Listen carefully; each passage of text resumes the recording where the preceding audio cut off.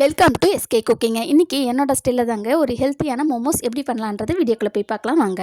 அதுக்கு ஒரு பவுலில் ஒரு கப் அளவு மைதா மாவு இல்லைங்க, கோதுமை மாவும் ஒரு கப் அளவு ராகி மாவு எடுத்திருக்கேன். இதுக்கு தேவையான சால்ட் போட்டு தண்ணி ஊற்றி கொஞ்சம் கொஞ்சமாக பிசைஞ்சு நெய்யை விட்டு நல்ல மாவு காயாத அளவுக்கு ஊற வச்சுருங்க. இன்னொரு பக்கம் பார்த்திங்கன்னா ஒரு 5 உருளைக்கிழங்கு எடுத்திருக்கேன், ஒரு கேரட் எடுத்திருக்கேன். இதை உப்பு போட்டு வேக வச்சு தனியாக ஆற விட்டு எடுத்துருக்கலாங்க. இப்போ ஒரு பீட்ரூட்டை சீவி வச்சுருக்கேன், ஒரு 2 வெங்காயம் கட் பண்ணி வச்சுருக்கேன், புதினா கொத்தமல்லி, ஒரு 2 பச்சை மிளகாய் சின்ன கட் பண்ணி வச்சுருக்கேங்க. இன்னொரு பேனில் பார்த்திங்கன்னா எண்ணெய் விட்டு நம்ம கட் பண்ணி வச்சுருக்க வெங்காயத்தையும் 2 பச்சை மிளகாயும் ஆட் பண்ணி நல்லா வதக்கிக்கோங்க. கூடவே இந்த பீட்ரூட் சீவினதையும் போட்டு நல்லா வதக்கிக்கோங்க. இது மூடி போட்டு அப்படியே சிம்மில் வைங்க. நல்லா பீட்ரூட்டும் வெங்காயம் கொஞ்சம் ஆல்மோஸ்ட் வதங்கட்டும். இப்போ நம்ம வேக வச்சுருக்க அந்த உருளைக்கிழங்கு கேரட்டையும் நல்லா ஆற விட்டு கை வச்சு மசிச்சு எடுத்துக்கோங்க. இந்த மசிச்சது நான் அந்த பீட்ரூட்டில் இதில் சேர்த்துக்கிறேங்க.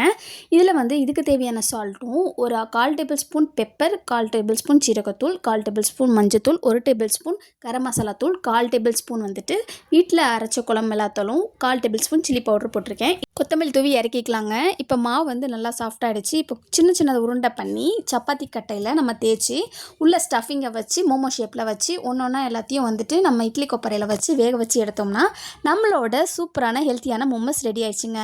இந்த மாதிரி குழந்தைங்களுக்கு நீங்கள் வீட்டில் செஞ்சு கொடுத்து பாருங்கள், சூப்பராக சாப்பிடுவாங்க. இந்த வீடியோ பிடிச்சுன்னா லைக் பண்ணுங்கள், ஷேர் பண்ணுங்கள், கமெண்ட் பண்ணுங்கள், சப்ஸ்கிரைப் பண்ணுங்கள். கூடவே பெல் பட்டனை கிளிக் பண்ணுங்கள். நீங்களும் இப்படி தான் செய்வீங்களாடுறது கமெண்ட் பண்ணுங்கள். பாய்.